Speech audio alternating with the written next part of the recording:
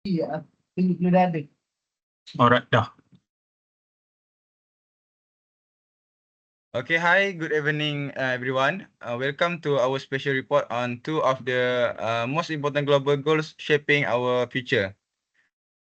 So, for climate action and quality education, I'm Azudin, and joining me are Daniel, Afiq, Aisyah, and Pei Yi. Tonight, we will take a closer look at how these goals are being tackled, both globally and right here at home.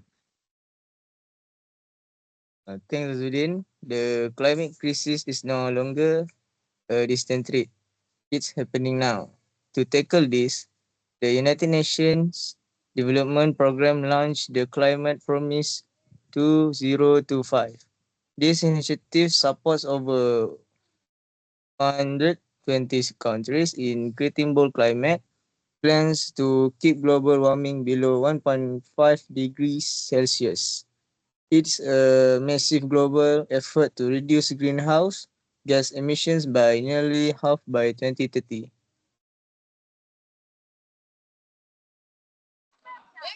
What really encouraging is that the climate promise doesn't just focus on numbers.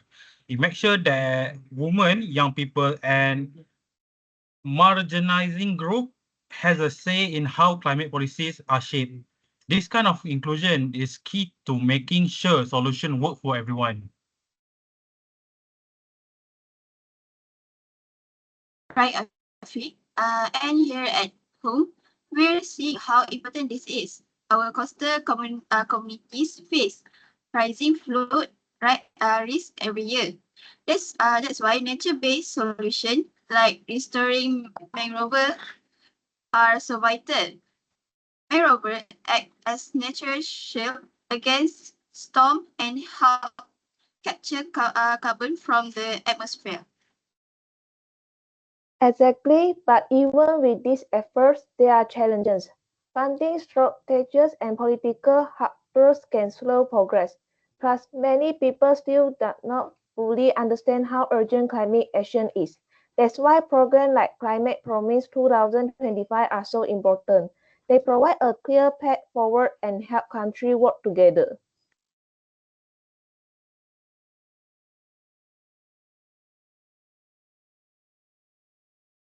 So, well said, everyone. It's clear that while the road ahead is tough, coordinate global action give us hope for a safer, greener future.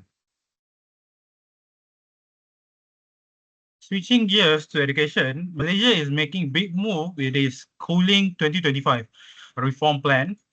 The goals to make education better and more accessible for all students. One of the key change is reducing the number of subject student takes so that they are not overwhelmed and focus on learning deeply. And there's a strong focus on early education too. The plan encourages teaching young kids in their mother tongue, which help them grasp reading and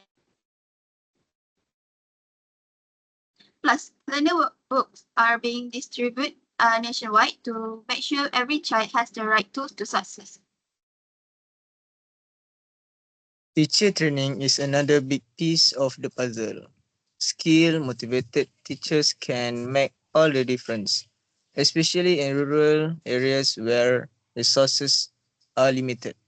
The government is investing in programs to support educators and improve classroom experience. This reform is especially important after the pandemic showed us how many students struggle with remote learning. Integrating digital tools and sustainability topic into the curriculum means students are better prepared for the future and for the challenges our planet faces. Of course, there are still hurdles like funding and infrastructure gaps, but with ongoing commitment, these reforms could transform education for millions. What exciting is how these two goals, climate action and quality education, are connected. When people are educated, they're more aware, of environmental issues and more likely to take action.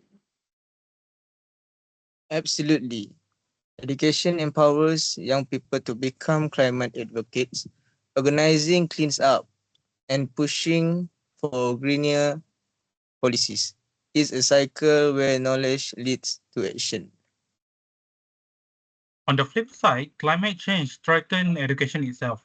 Floods and storm can damage school and force family to move, disrupting children learning. So tackling climate change also means protecting education. That's why integrated policy are so important. We need to think about these challenges together, not separately, to build stronger, more resilient community. And it all starts with awareness and cooperation from government to local communities and individuals. As we look ahead to 2030, the deadline for the Sustainable Development Goals, it's clear that everyone has a role to play. Whether it's supporting renewable energy projects, conserving natural habitats, or simply being mindful of our carbon footprint, individual actions matter. Parents and teachers can encourage sustainable habits and make sure children get the education they deserve. Communities can come together to organize environmental activities and support local schools. And governments must keep investing in climate resiliency and education infrastructure, especially for the most vulnerable. Together, these stories remind us that protecting our planet and educating our future generation go hand in hand. Thank you for joining us tonight. Thank you Thank you for for watching. Thank you watching. for watching. Thank you for watching.